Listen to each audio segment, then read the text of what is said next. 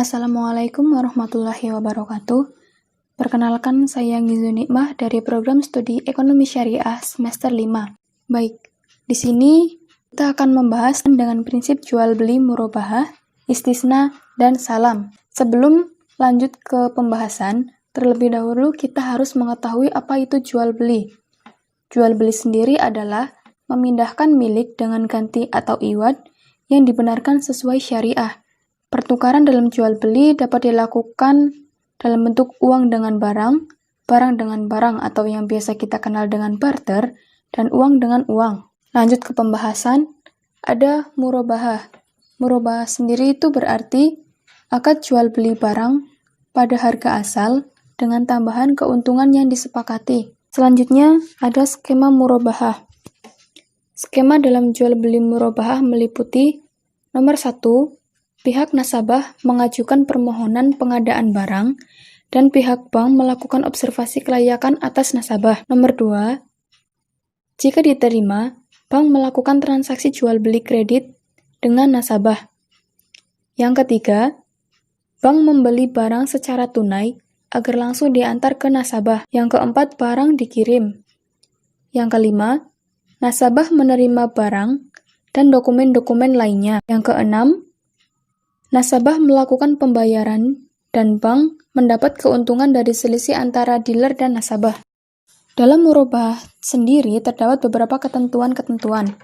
Yang pertama, nasabah mengajukan pembelian barang atau aset kepada pihak bank. Yang nomor 2, jika bank menerima, bank harus membeli dulu aset yang dipesan secara sah dengan pedagang. Lalu yang nomor 3, perjanjian bersifat mengikat. Kedua belah pihak membuat kontrak jual beli. Lalu yang keempat, nasabah dibolehkan untuk membayar uang muka saat menandatangani kesepakatan. Yang kelima, jika nasabah menolak, biaya real harus dibayar dari uang muka tersebut. Yang keenam, bank meminta kembali uang sisa kerugian kepada nasabah jika uang muka kurang dari kerugian bank. Yang ketujuh, bank meminta jaminan tanda keseriusan.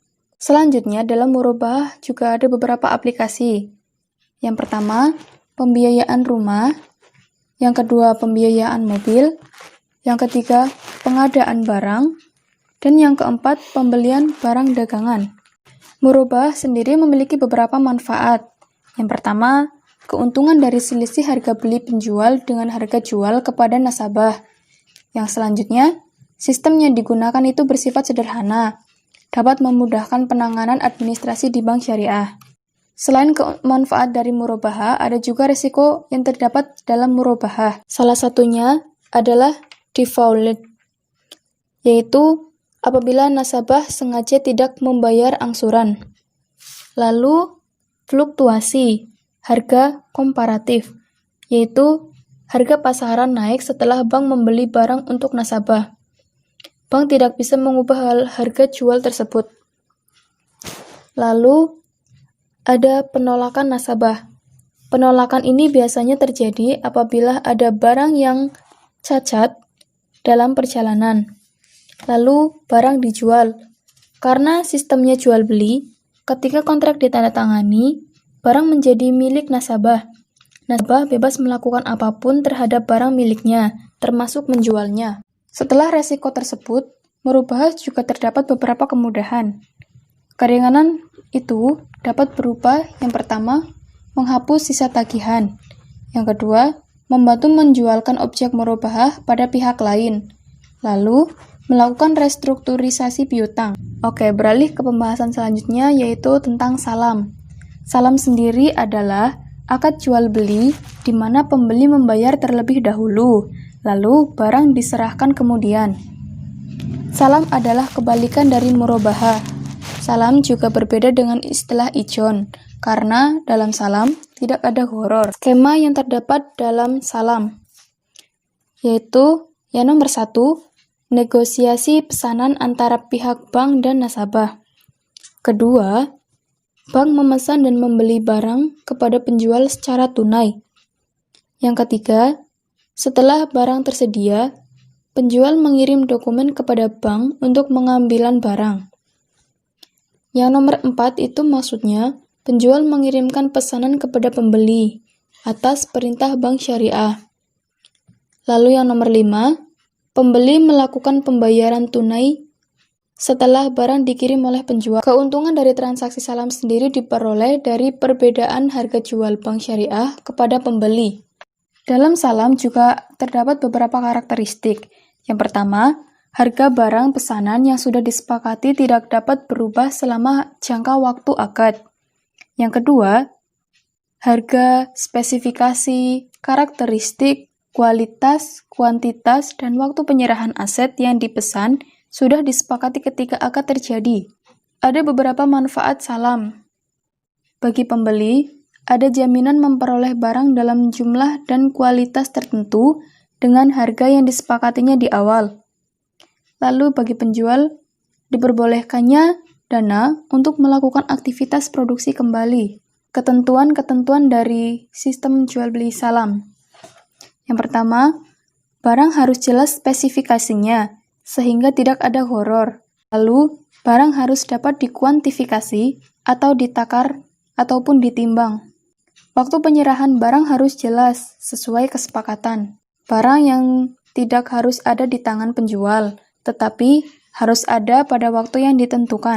Apabila barang yang dipesan tidak ada pada waktunya, akad menjadi fasak atau rusak, dan pembeli dapat memilih menunggu atau membatalkan. Lalu apabila barang cacat atau tidak sesuai kesepakatan akad, maka pembeli boleh melakukan khiyar atau memilih untuk menerima ataupun menolaknya. Barang boleh dikirim sebelum jatuh tempo, asal disetujui oleh kedua belah pihak, dan dengan syarat kualitas dan jumlah barang sesuai dengan kesepakatan. Ada beberapa hal yang dapat membatalkan salam. Yang pertama, barang yang dipesan tidak ada pada waktu yang ditentukan. Lalu, barang yang dikirim cacat atau tidak sesuai dengan yang disepakati dalam salam.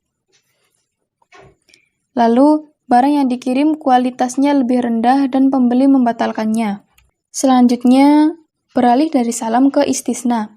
Istisna sendiri berarti suatu perjanjian jual-beli antara pemesan atau pembeli dan penjual, di mana barang yang akan diperjualbelikan harus dipesan terlebih dahulu dengan kriteria yang jelas. Di sini ada beberapa skema salam, dari yang produsen dipilih oleh nasabah hingga produsen dipilih oleh bank. Produsen yang dipilih oleh bank meliputi nasabah memesan barang kepada pihak bank selaku penjual. Lalu, setelah menerima pesanan, bank syariah langsung memesankan barang kepada produsen, dan produsen membuat barang sesuai pesanan. Selanjutnya, bank menjual barang kepada pembeli dengan harga sesuai kesepakatan. Dan yang keempat, setelah barang selesai dibuat, barang langsung diserahkan oleh produsen kepada nasabah atas perintah dari bank syariah sendiri. Lalu skema yang kedua yaitu produsen dipilih oleh nasabah. Yang nomor 1, nasabah memesan barang kepada bank syariah selaku penjual untuk memesan kepada produsen. Yang kedua, bank syariah menjual kepada pembeli ataupun nasabah. Yang ketiga, bank syariah membeli dan memesan barang kepada produsen untuk membuat barang sesuai dengan pesanan yang telah disepakati. Karakteristik dari istisna. Ketentuan tentang pembayarannya. Yang pertama, alat bayar harus diketahui jumlah dan bentuknya, baik berupa uang, barang, ataupun manfaat. Lalu, pembayaran dilakukan sesuai dengan manfaatnya. Yang ketiga, pembayaran tidak boleh dalam bentuk pembebasan hutang. Ketentuan tentang barang sendiri, yang pertama itu harus jelas ciri-cirinya dan dapat diakui sebagai hutang. Yang kedua, harus dapat dijelaskan spesifikasinya. Nomor 3, penyerahannya dilakukan kemudian. Waktu dan tempat penyerahan barang harus ditetapkan berdasarkan kesepakatan. Pembeli tidak boleh menjual barang sebelum menerimanya. Selanjutnya, tidak boleh menukar barang kecuali dengan barang sejenis sesuai kesepakatan. Apabila terdapat barang yang cacat atau tidak sesuai kesepakatan, pemesan memiliki hak khiyar untuk melanjutkan atau membatalkan akad. Ketentuan-ketentuan lain istisna, yaitu Dalam hal pesanan, sudah dikerjakan sesuai dengan kesepakatan. Hukum dari ketentuan tersebut adalah mengikat. Lalu, semua ketentuan dalam jual beli salam yang tidak disebutkan di atas berlaku pula pada jual beli istisna. Di sini dijelaskan beberapa perbedaan salam dan istisna. Salam yaitu ciri-cirinya barang terukur dan tertimbang. Di istisna itu harus diukur dan ditimbang dulu. Pada salam, uang atau modal berada di muka. Dan pada istisna, bisa di muka, dicicil sampai selesai atau di belakang. Salam bersifat mengikat. Lalu di istisna, akad tidak mengikat. Akad pada salam bersifat mengikat. Istisna memiliki barang milik penjual. Barang itu milik penjual. Ya, sekian paparan presentasi dari saya. Apabila banyak kesalahan, mohon maaf. Wabillahi taufiq wal hidayah. Wassalamualaikum warahmatullahi wabarakatuh.